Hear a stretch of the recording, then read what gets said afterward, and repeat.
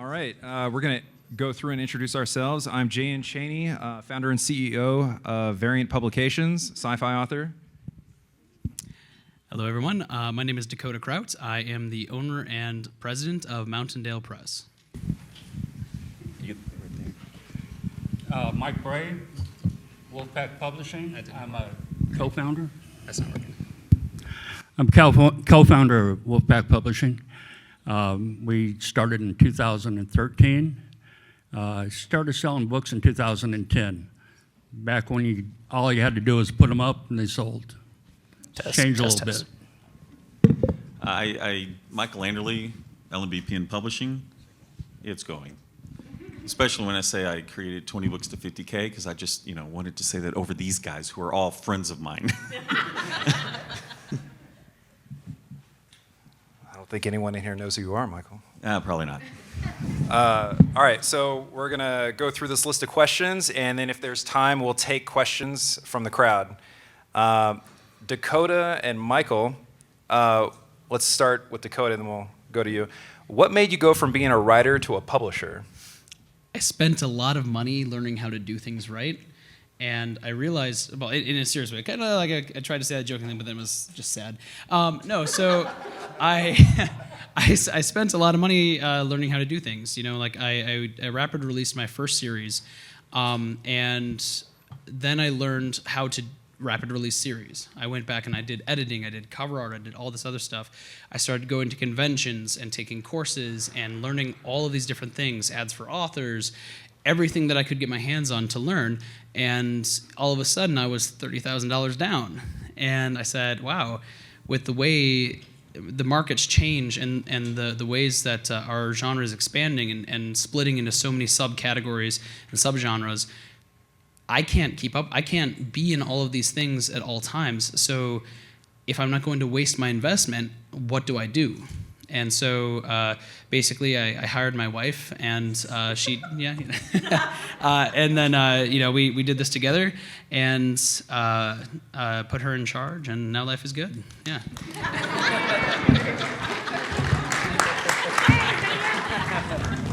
I have to ask whether that was put her in charge or just accept the inevitable. Yes. The answer is yes. Drive and pay, Dakota. Drive and pay. I had intended to be a publisher the whole time. So we were a publisher of the first author, myself, and it just so happened that the future allowed me to be the vision that I had hoped it would be. So I hadn't changed from desiring to be an author to a publisher. I was a publisher who was also an author. Mike Bray. I co-wrote one book. It was a painful experience. I went in to be a publisher the whole time. I'm a numbers guy. This is my 8th or 9th company. I'm an operator, and we went into it with that in mind. But at the time we went into it, I started out with L.J. Martin and Cat Martin. So I had a New York Times bestselling author, and then I had a Midwest Western author. And the Western author would let me run in the gray area. The New York Times bestseller, the romance author, I was straight arrow. So I had the opportunity to do a lot of testing, 2009, 2010, when Amazon was, some of it, we got in before Unlimited, so. Again, there was 1.5 million books up when I started. This next question, I'd like to start with you, Mike. What are the most challenging aspects of running a publisher? Labor. We're always hiring. We like to work with people that are in love with the industry, because a lot of them use this as a stepping stone. And I know they did the same thing with Mike, and that's fine. If we can pay them, allow them to stay at home, give them a part-time job, and give them the time to write, it works out great. And they may walk on eventually, but we'll always be friends. Let me ask real quick, hey Mike, how easy is it to fire people? It's a bitch. Follow that up. I'm sorry, What was the question? What are the most challenging aspects of running a publisher? The most challenging aspects for me is getting outside my comfort zone. My comfort zone is creation, is ideation, is implementation of ideas related to business, but when it comes to talking to people and legal, I hate legal. I highly suggest, if your wife's a JD, to be careful with that. But I really do not like legal. And so when Judith wasn't part of the company, I was just making things that I felt was a good handshake, about as good as what we needed to do. We put it on paper, we moved forward, and legal so far has been the biggest issue with me as a publisher, having to really wrap my head around that. What does it mean? What does it mean to own IP? What does it mean to do copyright? And I had some misunderstandings that I could not really get through. I think, we tried to understand, IP ownership, copyright 3 times, both Judith and 2 lawyers, which were very expensive, before I got the real concern, which is, and I'll just phrase this real quick, my idea of IP ownership, I thought it was like stock. If you own 50%, you could veto something. No. If you have, let's say, the person who finally got it through my head was, if you're in a band and the drummer owns 10% of something, the drummer can sell any of the rights with this so long as they give the 90% to the people who are owned. And I was like, wait a minute. That's what really opened my eyes, was the legal side. And so the legal for me is the thing that I think is the most difficult. For me, it's actually staying in my lane. So I tend to be a scattered individual, and that's actually by choice, right? Like I really like to, when I'm going down something, like I'm writing a lot, I'm spending a lot of time doing something, I like to have a mental shift. Like I like to break away and do something else for a while my brain recharges in this thing over here. So when I'm putting out ideas and when I'm writing, my mind, like the other half of my brain is like, hey man, you know what's cool is SOPs. And I'm like, yeah, those SOPs are cool. And then I get done with writing and I do SOPs and I'm like, okay, or whatever it is. What is an SOP? Oh, I'm sorry. SOP is a standard operating procedure, right? So for training people, for onboarding and all these other things, basically, if I'm going to delegate something, they have to know how to do the job step by step in a way that is usable and repeatable. And so oftentimes what will happen is I will get it in my head that everyone is just on board with what I'm doing. That was my wife, if you didn't hear that. All right. And so I'll say, hey, we talked about this that one time, and I have it all done in a document, and it's live. And then, all of the other staff and financial advisors and everyone else is like, but why? Well, I was bored. I was doing what I was supposed to do, right? And like, no, you're supposed to write. Just sit down and write. Okay, so staying in my lane and staying focused is kind of the harder part for me. It's full circle. So I'd like to start down here for this next one and just work our way this way. But we have 3 very unique kinds of publishers up here. And I'd like to start with Michael and ask, what sets your publisher apart? Like, what makes you unique, LMBPN? Probably from the fact that what makes us unique is we are very aggressive on how fast we can get books created, the creation, and we have scaled up massively. Usually, typically, a smaller publisher will do 12 to 24 books a year. A Midwest, even to some of the publishers that are well known, maybe do 96 books a year. We're at 300 plus. And so, we're looking at that, and that's what we're doing now. But I just, asked Robin Cutler last couple weeks ago, hey, I need to add another publishing aspect to this. We need another 100 books next year. And so it's our ability to scale and to be able to run those through our systems effectively and get a quality product out the other side. Across several genres, too. We're slutty that way. What about you, Mike? We're also a high volume publisher, 2 to 8 books a week, or 4 to 8 a week. 2 Westerns every single week. All right, I'm going to add here that he takes a lot of backlist. That's all not created work. Yeah, and that's it. We started it as a backlist publisher. My partner at the time, L.J. Martin, had 30 plus years in writing Westerns, had worked with every house in New York, His wife, Kat Martin, same thing. She 78 books, 22 times on the New York bestsellers list. So we modeled our company after traditional publishers, with the exception of doing the print on demand. Yeah, I just want to add to that really quick. The reason I stated what I did is Mike dissed me 2.5 years ago. But you know what happened? The way that he did it was such a way that it caused me to be so intrigued in what you said that we ended up having lunch together. And now he's one of my best friends. And so I just want to clarify that when I'm thinking about that, it's like I'm dissing him as a friend. But do you have a pillow? Okay, the other person who dissed me this week was frickin' Dakota Krout. I ended up having, because of Craig's travel across America, I ended up having an opportunity to be at Dakota's house on September 12th, and we took one of those pictures together, right? Well, he put it on a pillow. And so now I have a pillow that's this 14 by 14 inch with Dakota and me. It's got a little heart on it. Actual fact. I play the long jokes. For myself, I would say that we have a really good blend for Mountaindale Press. We have a really good blend of really careful crafting of books combined with more rapid release, right? And so our process just really works to get that author to hand the book over so that they can get out of the way, right?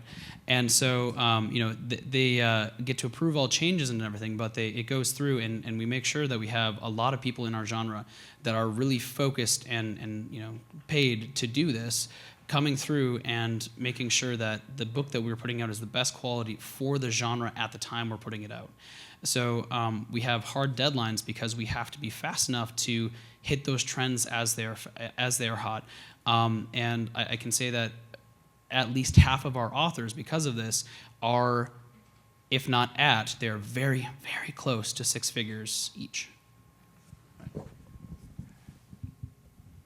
If you could summarize, and we'll start with Mike again. If you could, Michael, sorry. We got 2 mics up here. If you could summarize in maybe like the 1 bullet point line, the best possible advice for somebody that was getting into starting a publisher or running a publisher, what would that advice be? Oh man, I wish it was Don't, Dakota yeah. first. The best possible advice on being. with a big bank account. Okay, yeah, all right. I'm not going to steal your thunder, but that's a very accurate one. I mean, to be well funded is beneficial, to really know who is your target market and how are you going to market to them, because once it's not you as the actual author themselves, and the readership will give it if you put your name alongside of it, some of it, but how do you sell an unknown person? How do you create a market for them if there is none? And do you have that capability to do it? Because as a publisher, that's really your job. Anybody can create a quality, not the story, but anyone can find the people and the resources to give you a good edit, to give you a genre-specific cover. You do need to clarify, but able to sell it, that's your job. Mike? 1 line? I missed that part. 1 point. 1 point is the easiest way to sell your last book is with your next book. We very seldom take standalones, and we work with some big names. We're all about series, and I'm sure everybody here is.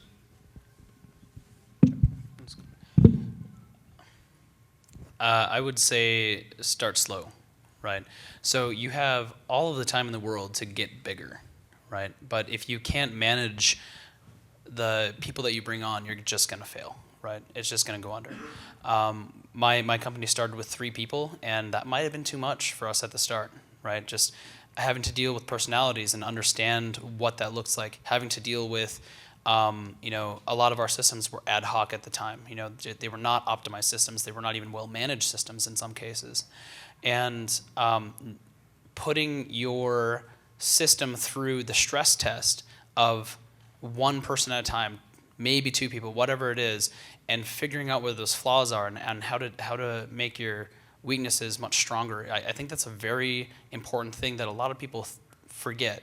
It's not about short-term cash grab. It's about long-term success. All right, we're going to start with Dakota here next. This is my final question, then we're going to take questions from you guys. Where do you see the industry going in the next 5 years in regards to both writers and publishers, indie publishers specifically?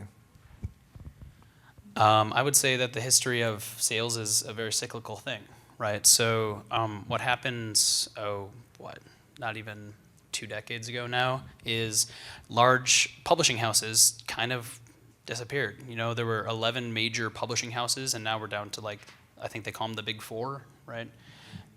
Big Four, it was the Big Five not too long ago, was it? Yeah. Still a Big Five.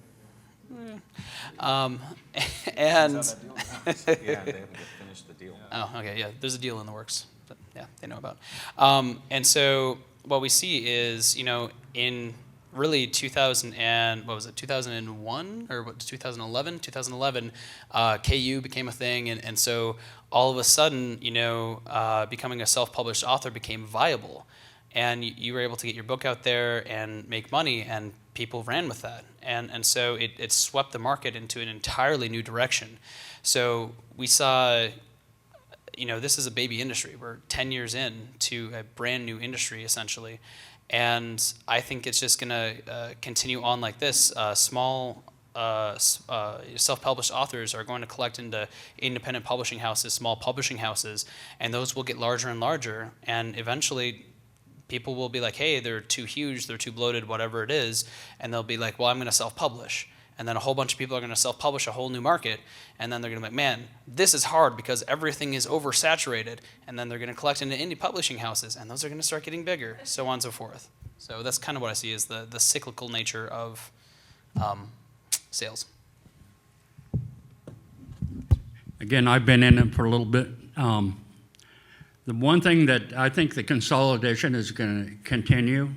My company's been approached a couple times by pretty big companies. The first 2 companies to come into this digital platform were Rosetta and Open Road. Both of those companies were extremely well funded, both with venture capital.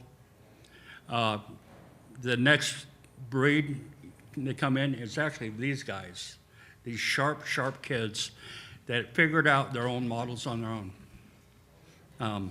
Those old guys that just copied that old model, they're kicking our ass. He's actually inaccurate. He's downplaying himself. Don't let him sandbag you. Significantly. Whatever you do. You know, both of the gentlemen, Dakota and Mike, have spoken to something that has been on my mind a lot, so I'm going to let that and talk to something else, and that's going to be the next generation. We're talking a little bit farther out. The audio, the video, the things that are going on there. So some of the things LMBPN has been doing for a few years is we've been messing with 3D models, not just for the covers, which is where you obviously would have seen us do it first, but the acquisition of the models and the assets that are required to do the covers themselves, because our intention is actually to be inside Unreal Engine and be using XN suits and things like that, to where the models themselves and the ability to do the marketing is going to be the same model that's on the cover of our book is going to be the one that's going to be doing the advertising. It's going to be the one that's going to connect with UNLV and the actors and everything else, because we're moving into the audio video space ourselves. That's the intention of where we intend to go. Cool. All right. Well, we tried to get through that quickly so that we could take questions. How are we doing on time? Probably pretty good. Yeah, 25 minutes. Okay. I got a few more questions here in case we run out from the audience. So does anybody have anything? Any questions they want to ask Michael or Dakota or Mike?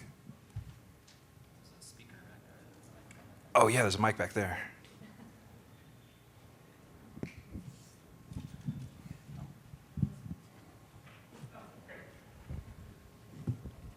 Check. Hi. Two-part question, if that's okay. First, and Michael, you were just touching on it, how important are audiobooks to each of your businesses? And for those of you who do actually use those, how do you get them produced? Do you go to an established audiobook publishing house, or do you do it direct contact with narrators? We started with audio, and I like to call it a tax avoidance strategy.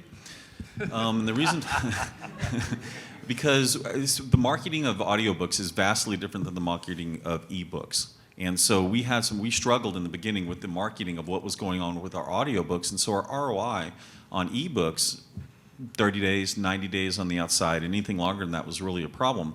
So in the genres I'm in, we would see everything from A Cure Theory and Gambit might be 30 days, but some of the other ones were like, 1.5 years on ROI. And so when it looked at it from a standpoint of that way, it made a lot more sense just to stay in our lane and license it out. And so we've built catalogs with Judith and everyone else that, we now promote all of our audiobooks for licensing. And so we've, done probably 7 figures in that arena with as many books, but we still have 500 books in the back where neither us nor our partners have done. So we're looking in all areas related to audiobooks. I'm gonna go next.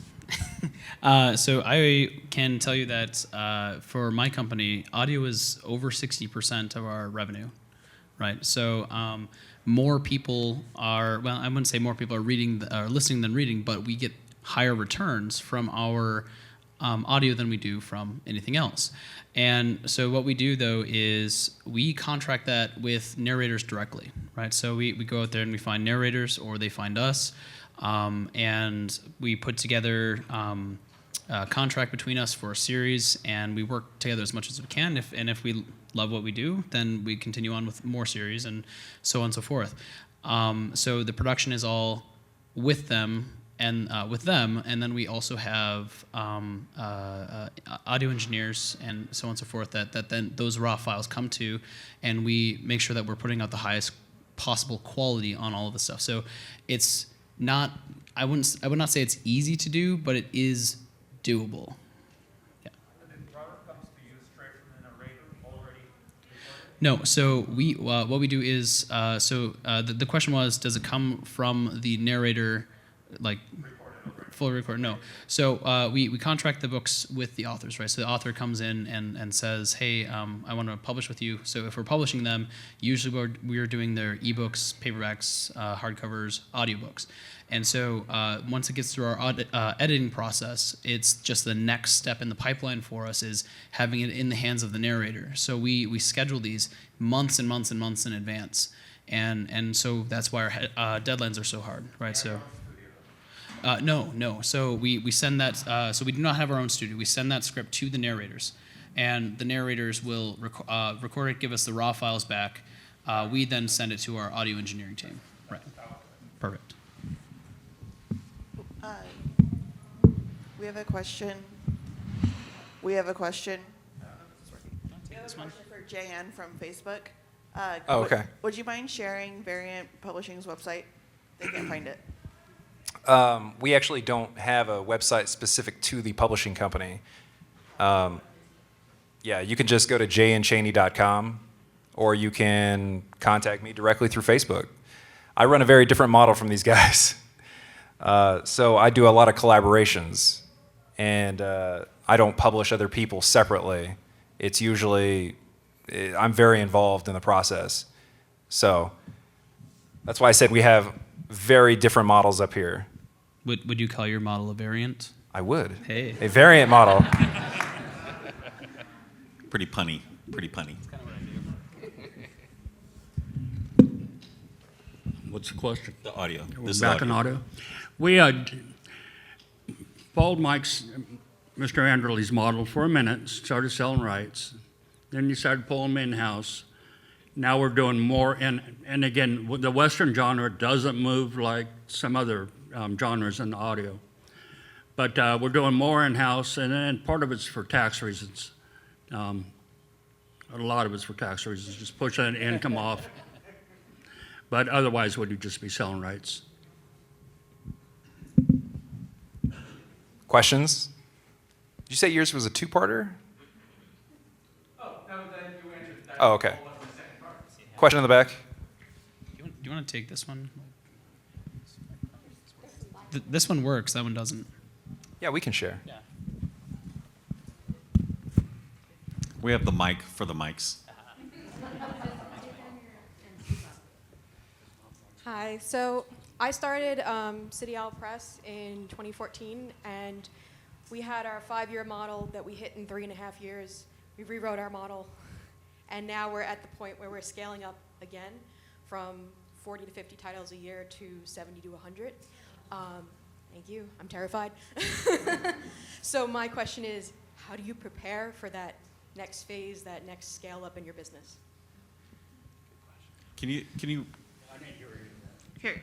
Yeah. Can we repeat the question? I didn't catch. How do you scale up? Yeah. So the long story short is, how do you scale your business when you're taking it from what we're doing right now, which is around 40 to 50 titles a year, to 70 to 100 titles a year? How do you prepare for the next? Yeah, next I'm level? sure the two mics can speak to that. Oh, use this mic, Mike. I'll let you have your mic back, Mike. The way we did it, the Western genre is obviously a smaller niche. When we went into it, we only had one bigger competitor, Kensington, and that was off of one brand, William Johnstone. We saturated that market. Again, releasing 2 Westerns a week, it just couldn't handle it. The way we topped it, and when we went from $1 million to $2 million, was by expanding genres. The next genre we went into after Westerns was men's adventure, the action adventure, and we're doing really well there. But again, we're a backlist publisher. We have Harold Robbins. We have 18 of his titles. I know we have 164 authors, and I think 38 of them are dead. How did you scale? Specifically scale? What's going on? But when you scaled, did you have to actually take this from 2 a week? You're now at 8 a week. Yeah. That's hellacious. How did you do that? Yeah, I almost killed a couple of girls, but This is not a murder mystery. but and we're also unique in that we have in-house staff. Typically for the small publishers, everything's outsourced, and it takes a brilliant person to manage outsourcing. You're working with 50, 60, 70 people, managing a ton of deadlines. We've eliminated some of the hassle by hiring people with in-house employees, and we don't have the editing crap these guys go through with our backlists. We just go out and find used paperbacks. These things were written on typewriters, but we find a used paperback, scan it, and then we don't have to go through and edit. It's been edited professionally in New York. All we have to do is a proofread, just clean up the scanning errors. We can do those. We can outsource that for $50 a book. So that's one of the keys to our success. We can put books out as fast as they can, but they've got editors behind it, and they've got JIT teams behind it. They've got a lot of people that doing the work that was done 20 or 30 years ago in New York that we're taking advantage of. Dakota, can you add to that? Sure. Some actionable steps that you can look at. So when you're scaling up, one of the big things that you want to look at is something online called the process maturity model. Okay, and so a lot of this is small business, right? Selling books writing books is definitely an art. Selling books is business, right?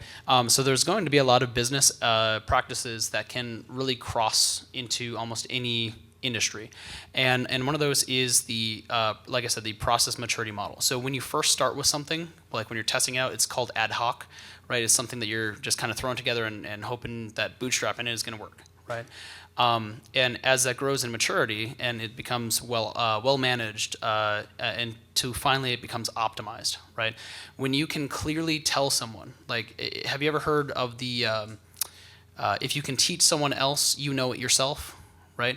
If you can put it down in an SOP, so a standard operating procedure, if you can step by step go through, add pictures, do whatever it takes to make sure that your team can move through as quickly as possible to hit all of the points that you need, and so that will put it up to a well managed thing, because it's well managed.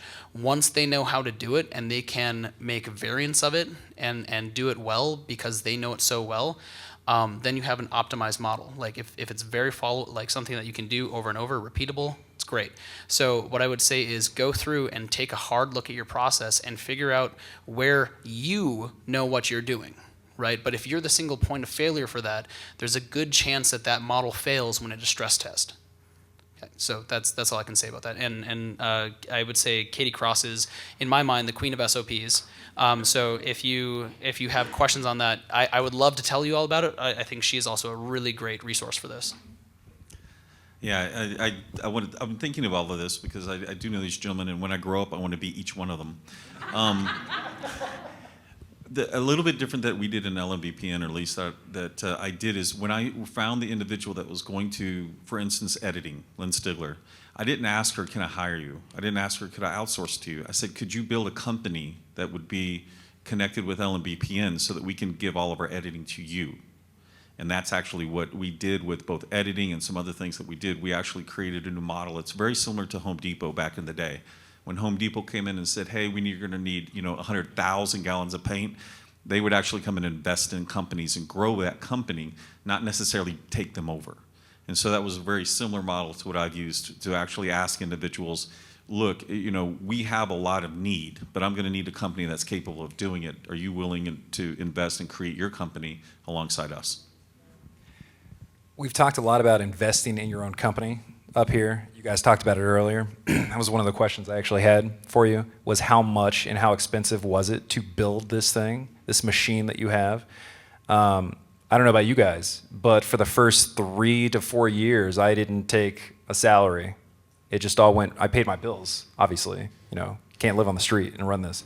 But I didn't take any profit. And so how was it for you guys? Did you go through a similar experience? And what, if you could estimate, was the final tally on all that to get it to where you were satisfied with it? I know you're still not satisfied with it because you're a very ambitious guy, but you know what I mean. Yeah. Estimates. Yeah, You gonna start with Mike? Satisfaction. Yeah. To where It's a song by the Rolling Stones. I guess to where it was profitable. I've never had a content breath in my life, Yeah. but I don't. Where do you stop? We and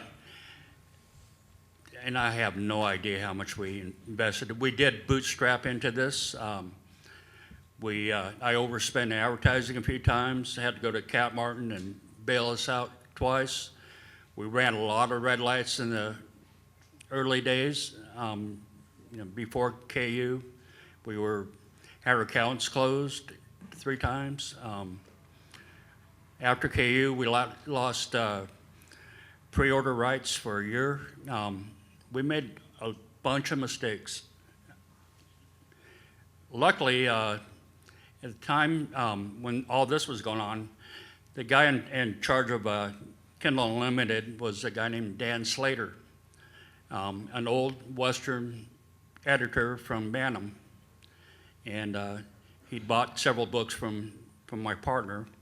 So every time we got in trouble running red lights, he fixed it for us. He unfortunately moved up to AW, so I don't have that luxury anymore. Dakota. Sure. I have some. I'm gonna just give a ballpark, but it's pretty close because my wife confirmed it there for me. We started our company in 2018, right? Mountain Dale Press. And what we did, we took no investors except for myself, right? And as of this year, we are running completely in the black, right? And what that means, though, is that I had to pay back the loans to myself with interest, or else the IRS would come after me, right? And so what we did was we had about $350,000 from the start till now that I invested in the company is now back with us, and at this point are able to draw salary. So about $350,000 over 2 years is what I would say it took for us to this point. Yeah, it's a little bit of an odd question for me to try to answer because it was never month 12, month 13. I was doing $100,000 a month And so obviously everything is self-funded, but that number of what it took to grow over here is probably in the range of 5 to 7 million to where we're at now, and with a constant push to continue pushing forward with this. So we're investing heavily, 6 figures a month, in the continued growth of LMBPN. Yeah, I'd say for me, it's in the 7-figure range at this point after 7 years of publishing. So it gets expensive. Any more questions from the crowd? Given all those expenditures at the beginning, I've seen some companies, particularly those that do periodicals and anthologies or gaming, use Kickstarter for a lot of their products. What do you guys see as the future of things like crowdfunding for small press publishing? I think there's a lot of value in that. You have to pick your model and stick to it. You know, find out what works for you. I know people that do direct on their website. They have tremendous success. Other people try it and fail abysmally.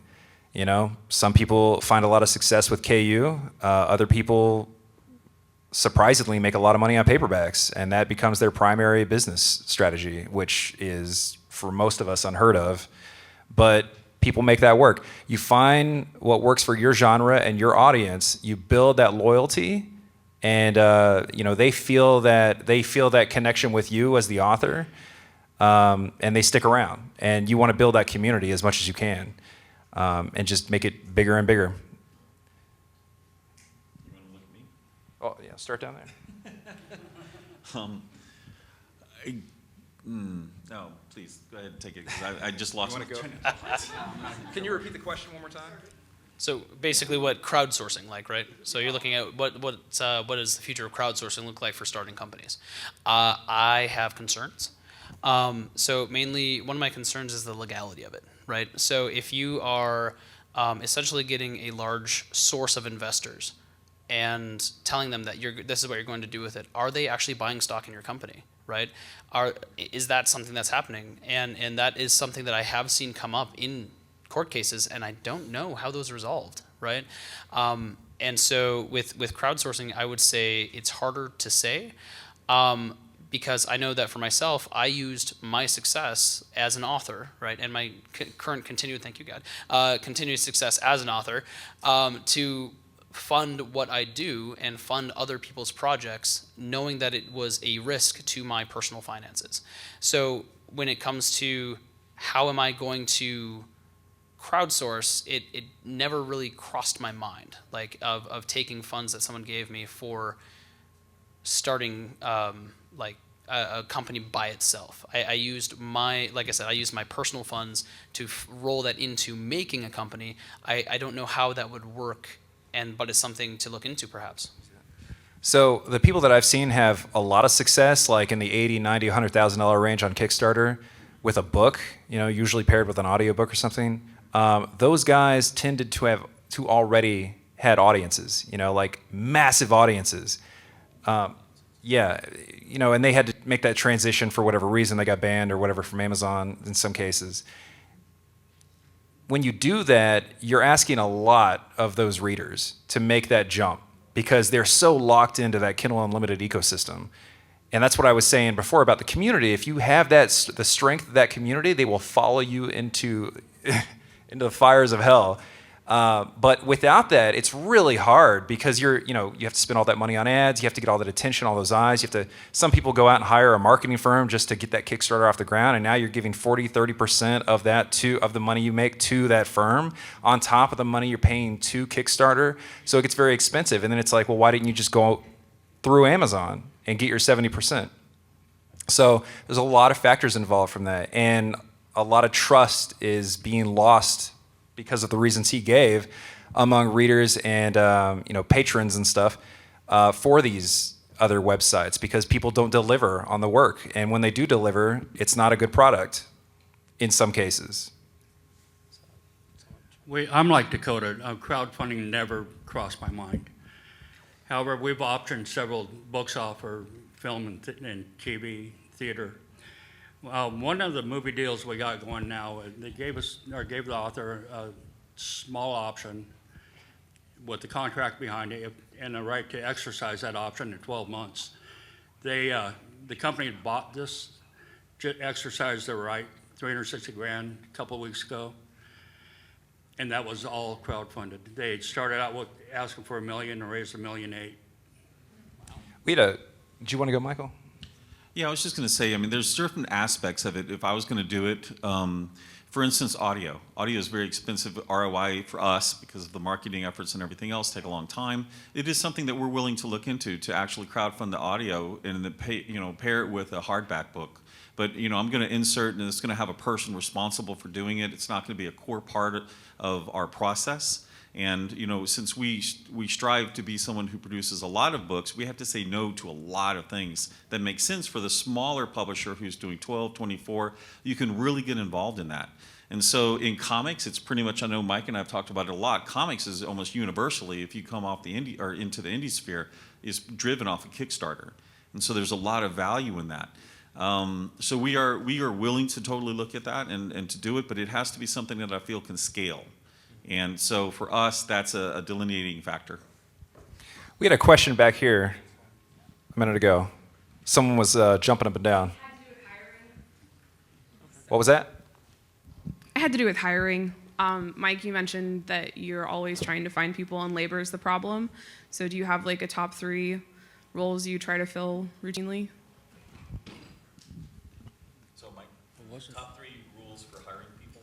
Roles. Top 3 roles you're hiring that for. we're hiring in? Yes. We're always hiring formatters, editors. We just purchased a new imprint a couple months ago. We're looking to staff that imprint up to standalone. Just about every role out there, we're looking for people. I don't know if she's back there. Our COO would be happy to hand you a business card. Sure. One of the things that almost like anyone else, so I'm a rather creative mind in what I do. And so I see big picture, I see grand sequences, I see all this stuff, but details elude me. And so typically when I'm looking for someone, I'm looking for someone who is opposite of me. I'm looking for someone who is, you're laughing, who is analytical, who is going to watch those small details. So I'm almost always looking for really good editors. And when I find them, they're going to have to pry them out of my cold, dead hands, right? So whether it's line editors, developmental editors, copy editors, I'm always looking for good editors. Artists is another thing, because finding an artist, you have a really pretty triangle where you have delivers on time, really great art, and price point. And you can pick 2, essentially. And so, finding really high quality artists is always something that I'm looking for, because we like to collect butterflies, right? I mean, as long as we have them there and we can see them and they're doing stuff, great. But if they vanish, it's like, where did they go, right? So basically those 2 big roles of editing and art are always in high demand. Go ahead. Oh, okay. The usual, I think, artists and editors. Oh, that was long. Yay. You guys have already said it, so. Well, one of the things that I try to do is make sure that whenever we're hiring somebody, we have the opportunity to keep them around. And when we do something like art, we're going to be implementing for a long time, because it creates your brand. And so you have to find someone who's going to be willing to stick with you. So in the artist vein, we've got art now where people can say that's an LMBPN book, because they know it's within one of the cadre of the 5 different artists that we use religiously. And we back them. Editing, once again, that became an outsourced company, if you will, to someone else. And so while we have discussions, that's their own company. We don't hire those editors. However, they edit to our specifications. And so when it looks at I have to admit that one of the things I fear at night is that I grow the company too large, we fail to hit payroll, and I've got to let people go. So I go a lot slower than perhaps I could, and I hesitate to bring anyone that's into our sphere that would consider someone we pay, and then not be able to pay them in 6 months. Yeah, I actually have 7 full-time staff members. They're all on salary. and several of them are here in the crowd now. My art director's right there, and our project manager. Once you have a system that works and you have a team that you can rely on consistently, and they consistently deliver, you know, if you're comfortable, you don't really want to keep hiring and expanding and bloating your company. You want to do what works. And once you get that streamlined enough and you want to grow it a little bit and you have some money in the bank, then expand, but do so cautiously and slowly. Agreed, and we're in. Okay. And that's it for us. Thank you guys for coming.